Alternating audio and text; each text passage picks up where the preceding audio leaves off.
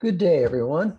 I'm Chris Sandlin, GeoPhy Senior Director of Marketing. Welcome to our joint webinar with Apprise by Walker and Dunlop, Managing Director and Valuation Lead, Meghan Czechowski, alongside GeoPhy's Executive Vice President of Financial Institutions, James Frasche.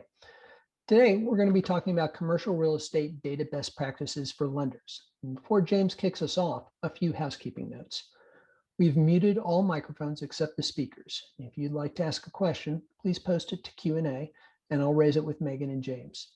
Also note, we will be providing an archive of this webcast. Please look for a notification soon after we finish and pass it along to any colleagues who might benefit. And now, take it away, James. Hey, thanks, Chris. Good morning, everyone. And thank you all very much for making time for us today. We appreciate it. As Chris said, my name is James Frasche, and I'm responsible for managing GeoPhy's relationships with financial institutions. Been here now for almost 2 years, and before I joined the GeoPhy team, I worked for Equifax, where I was responsible for managing their property data and analytics business. So been working with lenders to make the best use of property data for about 15 years now, and I'm looking forward to walking through some best practices for the commercial real estate industry this morning. So Chris, let's go ahead and go to the next slide. And so we decided to host this webinar today because between GeoPhy and Apprise, we regularly get questions from our lender clients on how they can leverage data more effectively to meet their commercial real estate growth and profitability objectives.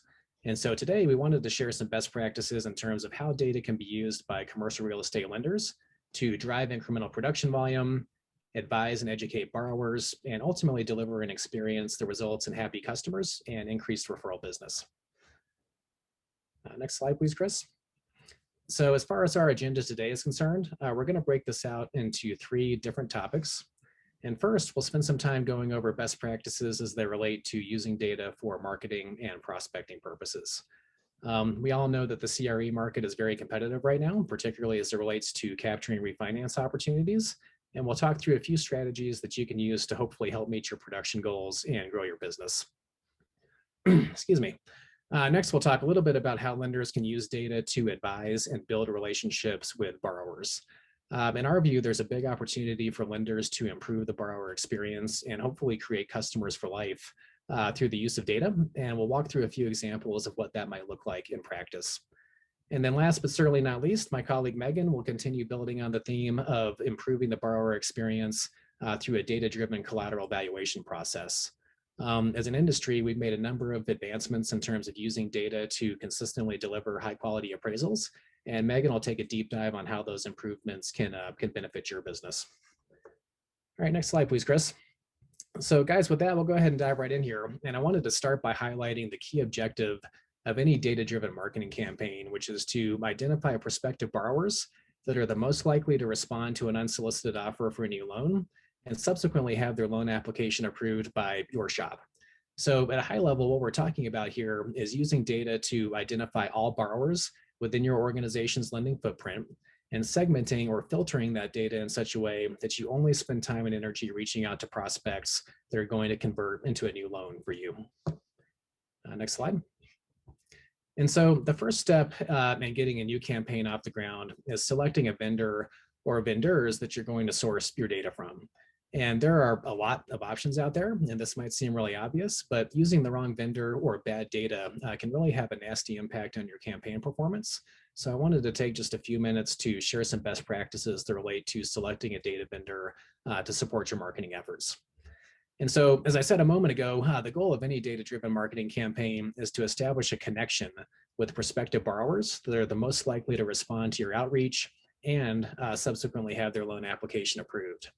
And when you're vetting data vendors, you really want to understand their coverage across a couple of different dimensions, such as the type of data assets that they have access to, their geographic coverage to ensure that they adequately cover your firm's lending footprint, the types of properties that they cover, such as multifamily, industrial, or retail. And you also want to take a look at the actual fill rate, which is just the % of the time that a given data field is actually available. For those key fields that'll be used as filters to ensure that you're going to get a highly targeted list of leads. And in addition to coverage, you also want to ask your vendor about the procedures that they have in place to ensure the data you receive is of high quality.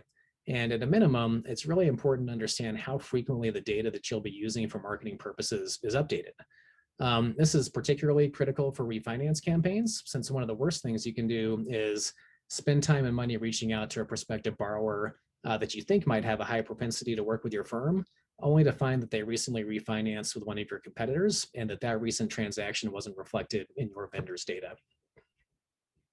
You also want to ask your vendor how they go about validating that the information they receive is accurate and what their QA or quality assurance policies are. Public record data that's sourced from county assessment and recorder offices is one of the primary and probably one of the more powerful data sets that's used for commercial real estate marketing purposes, but it can also have a lot of errors and inconsistencies. So selecting a vendor that's capable of cleansing that raw data can really mean the difference between a successful marketing campaign and one that falls a little flat. And then lastly, and I'm sure this kind of goes without saying, but it's also important to ensure that the vendor you select has a well-documented business continuity plan and appropriate information security policies in place. A lot of the data that some vendors offer is sourced from other third parties. So you want to make sure that they've got a plan in place in the event that one of their suppliers stops making the data that you rely on available and that your marketing activities won't be impacted. And from an information security standpoint, there will be some cases where you'll need to transmit some of your firm's data to the vendor for certain types of marketing campaigns. And before you do that, you'll obviously just want to make sure that their security protocols meet the requirements of your organization. Next slide, please, Chris. All right, so after you've gone to the trouble of selecting a vendor, usually the next step is to work with them to identify the data sets that you're going to use for your campaign and establish filter criteria that'll give you a highly targeted list of leads. And for those of you guys that have never used data in this way to create a list of prospects, I think you'll probably be surprised to learn just how many different types of data and individual fields are available to refine marketing lists. There are literally dozens, if not hundreds of different ways to slice and dice the data and really zero in on those prospects that are going to be the best fit for your organization. And so on the slide here, we've got a few basic examples of how this would look in practice for a small balance multifamily campaign and an industrial refinance campaign. And in both cases, we've included public record filters, which kind of serve as the baseline criteria that we'd use to build our list, as well as some non-traditional, or what we like to call value-added insights that are used to really refine the list of leads and make sure that it's as targeted as possible. And the idea here for the multifamily SBL campaign is that we want to find current property owners that are likely to benefit from a refinance and that will meet Fannie Mae or Freddie Mac's requirements for a loan amount, LTV, and so on for small balance loans. And as you can see, the filters that we've selected for the multifamily SBL campaign include geographic coverage. So in this case, we're looking for prospects that own multifamily assets in high quality neighborhoods in California, Arizona, and Colorado. We're also specifically looking for multifamily properties that have a value less than or equal to $10 million. And we also have some criteria associated with current mortgages that are tied to these properties, such as the interest rate, the balance of these loans at the time of origination, and the loan to value ratio. And hopefully it's clear that the sample filters that we listed here are kind of a blend between information that will help us identify borrowers that are likely to respond favorably to our outreach and that will qualify under Fannie or Freddie's SBL requirements. For example, let's say that the current rate that we're able to offer on a small balance loan is 2.5%. So by specifically looking for borrowers that currently have a rate greater than 3.5%, we'll be reaching out to people that have a pretty strong financial incentive to take our call. We're also looking for borrowers that have a current loan with a balance less than $7.5 million, which means that they're likely to qualify under Fannie or Freddie's small balance requirements, at least as far as the principal balance of the loan is concerned. And for the industrial refi example, you can see that we're taking a similar approach, but have chosen to use a few different filters, such as how close a property is to its city center and the nearest port. And we're also specifically excluding borrowers that are currently delinquent on their property taxes, again, in an effort to only spend time and money reaching out to people that will actually qualify if they take our call and submit a loan application. Next slide, please, Chris. Okay, so other than making sure that you've got your filter criteria properly dialed in, excuse me, there are a few other campaign best practices that I just wanted to walk you through here quickly on this call. So First, it's really important to share or to make sure that the borrower or lead contact information that your vendor is capable of providing is consistent with your marketing channel strategy. So what I mean by that is that if you're planning to send out a mailer to the prospective borrowers that are in your list of leads, you'll want to make sure that your vendor has an up-to-date mailing address on file for those borrowers, in addition to the physical address of the commercial property that they own. Conversely, if you're planning to market to your prospects via email or online, you'll just want to make sure that your vendor has a reliable email or IP address so that you can be confident that your ads are going to reach the right audience. It's also a good idea to work with your vendor to forecast what your response rate is likely to be based on a variety of filter combinations. And most vendors will be able to give you an idea of what to expect based on their previous experience. And it's always nice to have at least a rough idea to avoid any surprises, like maybe a big influx of applications that you're unprepared to handle. The next best practice that we have here is one of the most important from my perspective, which is to monitor your list of leads for new originations and adjust your campaign strategy accordingly. So what this means is that both during and after your campaign, it's a good idea to monitor public records for new mortgages that your prospects may have originated with one of your competitors. And this really helps in a couple of different ways. So first, it allows you to stop wasting time reaching out to borrowers that have already refinanced their loan and are no longer a prospect. But just as importantly, it also allows you to see the type of loan, the interest rate, the LTV, and so on that the borrower went with, which can really help inform your marketing and your loan product strategy going forward.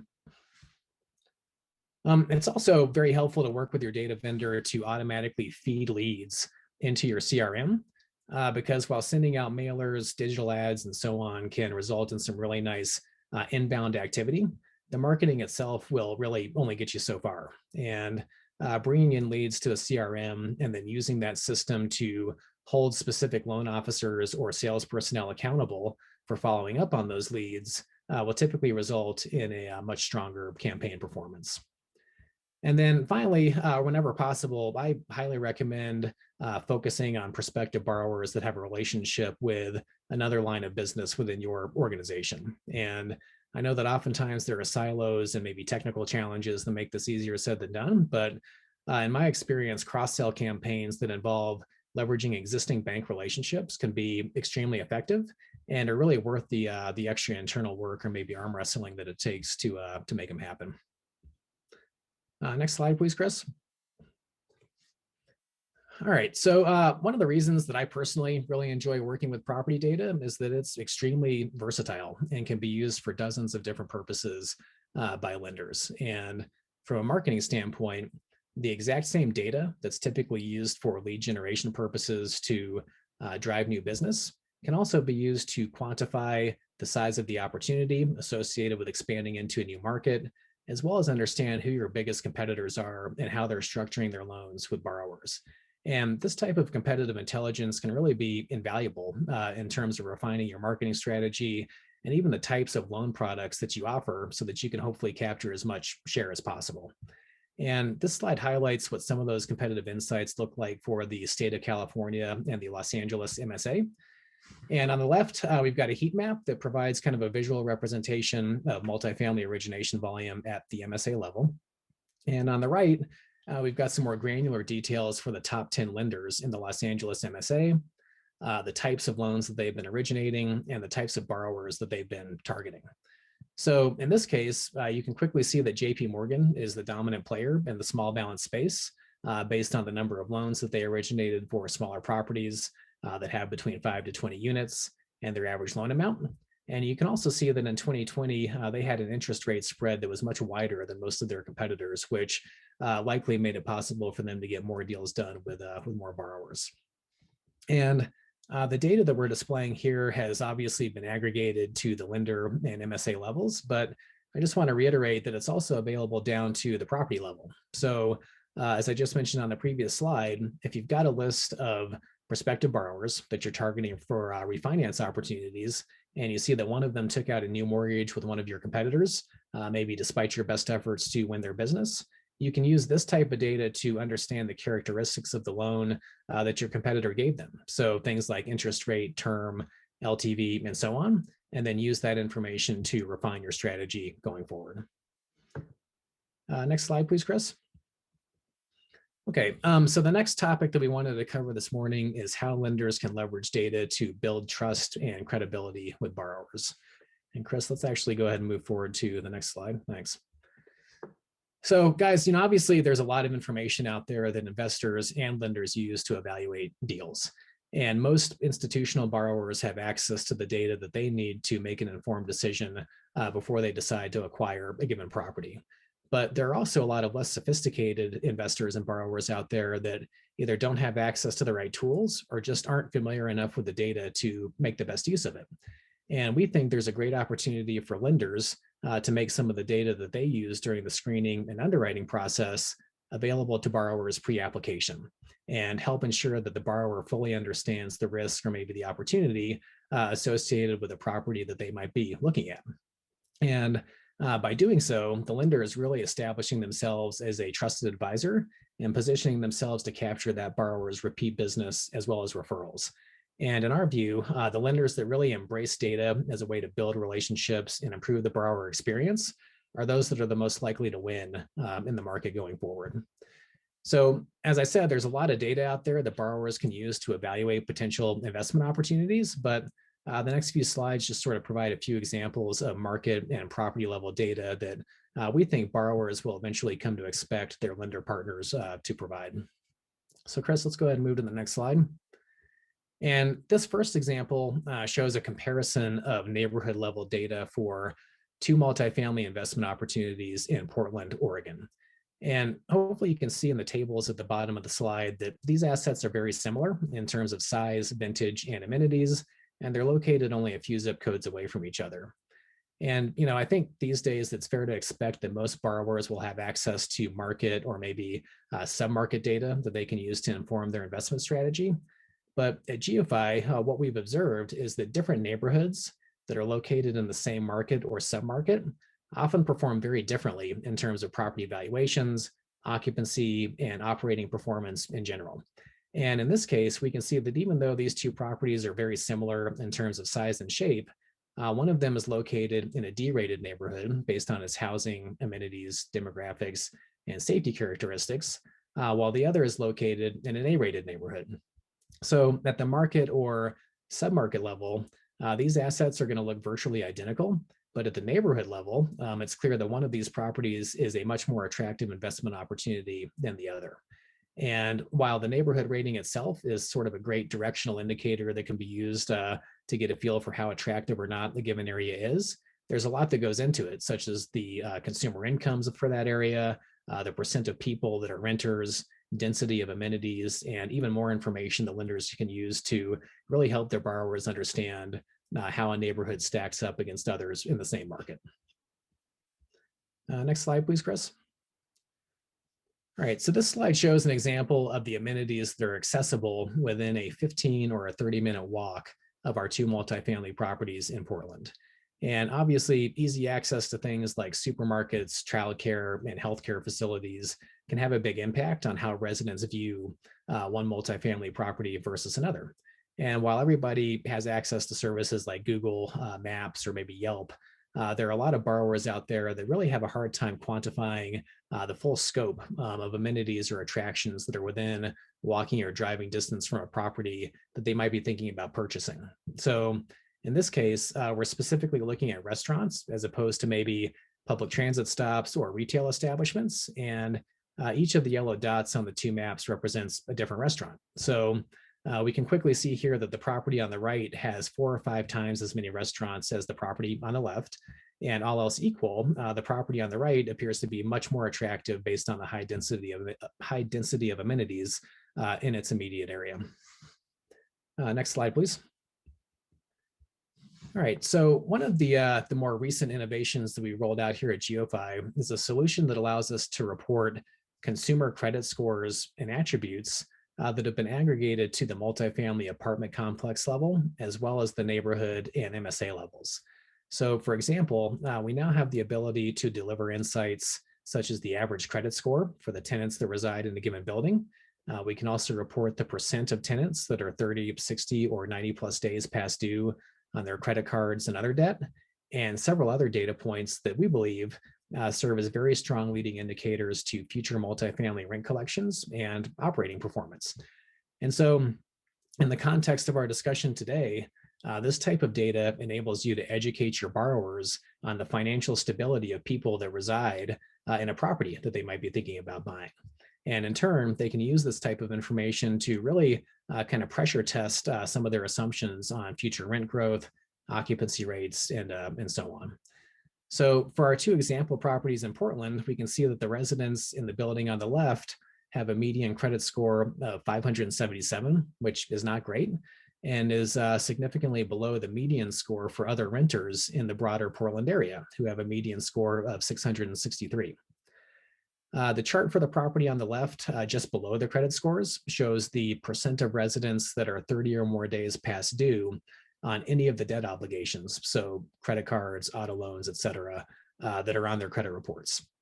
And in this case, the delinquency rate is really high at 91%, which is consistent with that low median credit score that we saw, and essentially means that the majority of the people that live in this building are having trouble paying their bills on time. So, if I were an investor that was thinking about buying these properties, this is definitely the kind of information that I'd want to have access to, and would certainly be thankful if my lender made it available to me. So hopefully these three examples have kind of given you guys some ideas to consider in terms of how you can use data to advise your borrowers and provide them with access to tools that some of the institutional folks are using to conduct their own due diligence.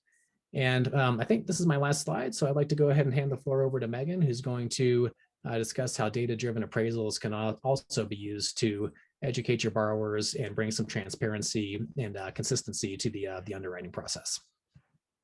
Thank you, James. So we're fortunate enough to work with GeoPhy's industry-leading data analytics and tech tools here at Apprise. We'll go on to the next slide here. Better data drives confidence in valuations. Valuations are really the cornerstone of most decision-making in commercial real estate. We're all searching and analyzing historical data and trends coupled with current conditions in order to make our predictions about future operations and investment in an asset. Oftentimes, the data analyzed is scattered, coming from dozens of industry standard resources and housed in various reports, Excels, or databases. And through digital innovation, Apprise has aggregated data from industry standard resources, public land records, and assessors to enhance our valuation process through API and direct integration so that credit and valuation decisions are made based on the majority of the data and not a smaller sample set. Apprise pairs local multifamily market experts with unparalleled access to data, working in a web-based report writer tied directly to one of the largest multifamily property record databases in the industry. The result of this enhancement to the appraisal process is a quicker turn time and sometimes more importantly, quicker market information to Apprise clients. Next slide, please. So with more than 2.5 million records directly integrated into our property records database, our appraisal professionals can focus their time on the analysis rather than the data inputs.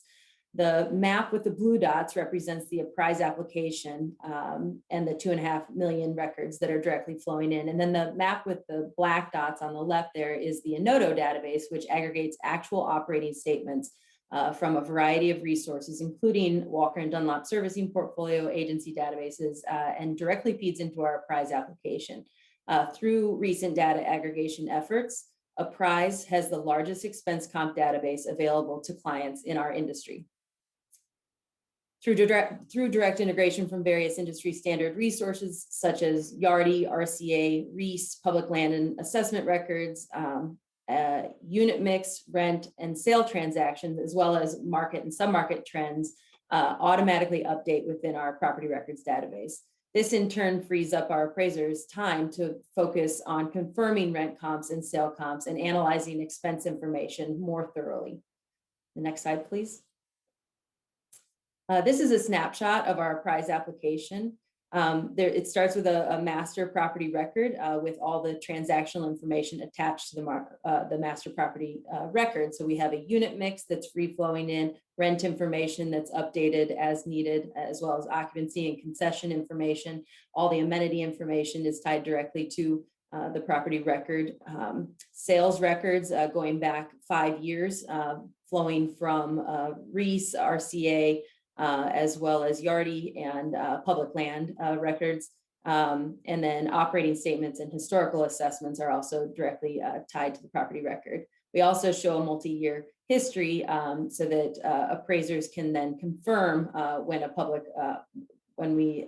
lead is brought to our attention. We can then reconcile the information and confirm it with parties to the transaction. And that continues to build up a historical sales history. As such, the APIs are updated on a consistent basis, allowing for more meaningful trend analysis when it comes to rent and expense growth, as well as assessment and tax changes upon sale.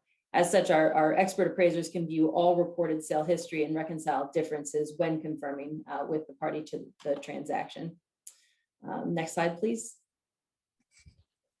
Apprise users leverage Enodo rent roll and P&L parsing, which uses machine learning to categorize income and expenses to agency requirements, CREF, and/or other client requirements as needed. Since our analysts and appraisal experts aren't tasked with the data input of unit mixes, they can spend their time confirming rents, analyzing recent leasing and occupancy and concession trends. Additionally, there is less room for error when direct integration is used as opposed to hard typing this information. Next slide, please. And the final outcome is a typical appraisal, report. So it's it is that clear and concise and consistent USPAP compliant appraisal report that we just discussed.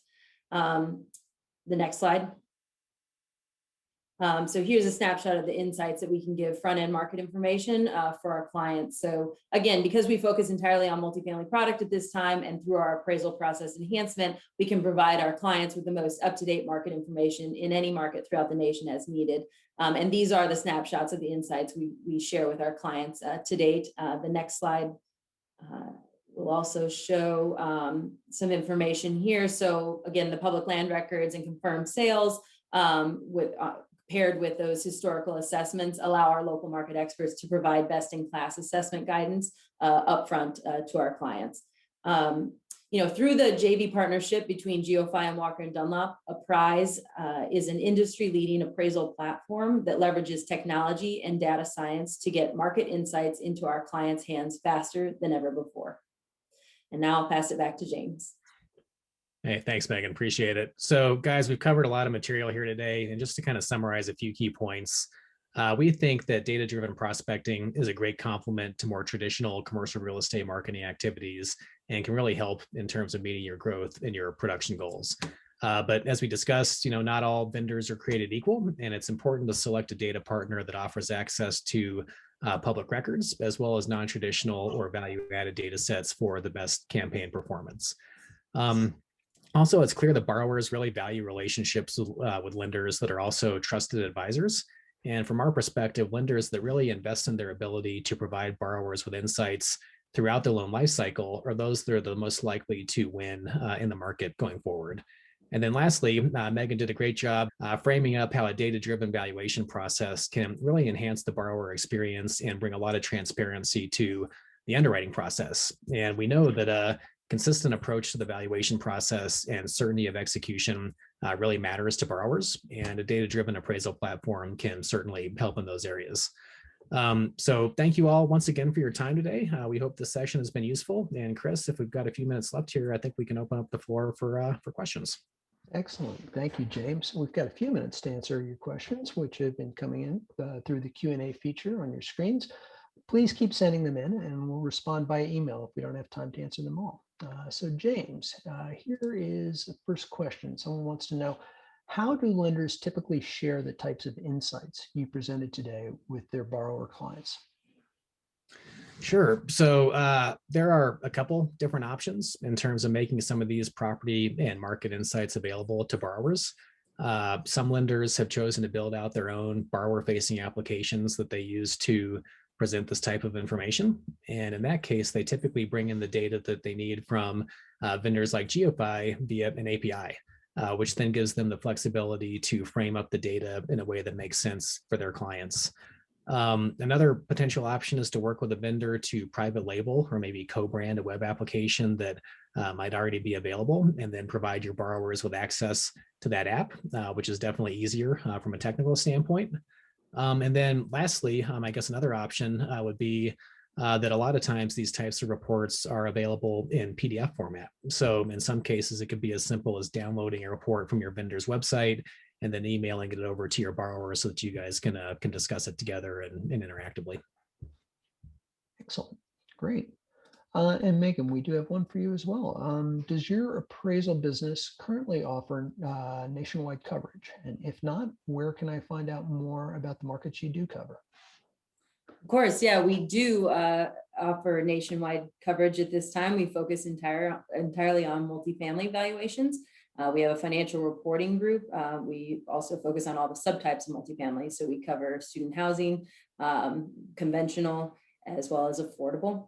And you can find out more information about or how to contact an appraiser on our website, apprise.us. Excellent. Good. Well, that is actually it for the list of questions that we've received so far. So thanks again to James and Megan, and thanks for everyone for attending. And we're going to be giving you a few more minutes back here of your day, but a quick reminder that we will be sending along a recording of the event shortly.